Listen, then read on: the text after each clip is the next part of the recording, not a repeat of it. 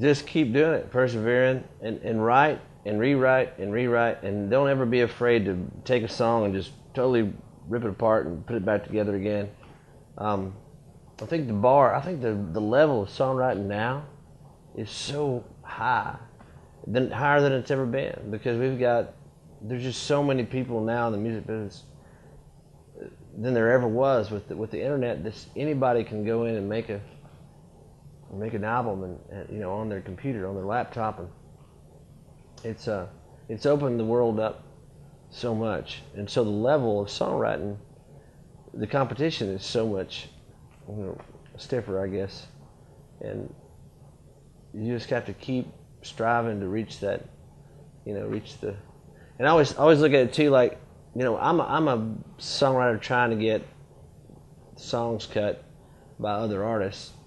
Even though I play my own stuff, I'm always trying to get, because if you get a song cut by an outside artist and it becomes a big radio hit, then it makes you money, and you can actually pay your bills and maybe send your kids off to college and that kind of stuff. So that's something that's, if you're a serious songwriter, that's a real job, even though my dad doesn't really believe that. It's the bar is so high, and there's so many great songwriters out there, man. The competition is really something. So just it's like anything you do. If you wanted to be a professional bass fisherman, you've got a lot of people out there just waiting in line to do that. So if you want to do it, take it serious, study the songs that are big hits, and think about to yourself, well, why was that a hit? Why was Sweet Home Alabama a hit? And and we'll all have a different opinion as to why it moves us. Why was Yesterday a hit? We all have a different story, and you just kind of develop your own story, and you develop your own style of writing, and hopefully other people will get it. And in a great way I'm going to try out a couple of new songs tonight, just because you got a listening crowd here. It's not necessarily a barroom crowd. This is a great place to try out stuff and see what works, and take to heart. If you're a young writer, really take to heart.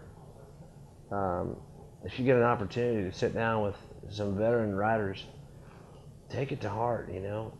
Just really listen and really kind of try to take some constructive criticisms. I had several guys that were instrumental in really helping me a lot when I first started writing. Chris Dubois, Don Sampson. I even had a chance to write some with Paul Overstreet. He wrote 1 million big hit songs, and those guys, they raised the bar.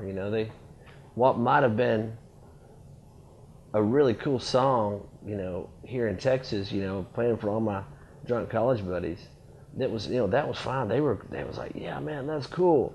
And you take it to one of those old guys that have written a ton of hits, and he's like, yeah, but here's the deal. We've all got thousands of those. If you want to go to the next level, it's got to be a next level kind of a song. And so that was really tough when I first moved to Nashville.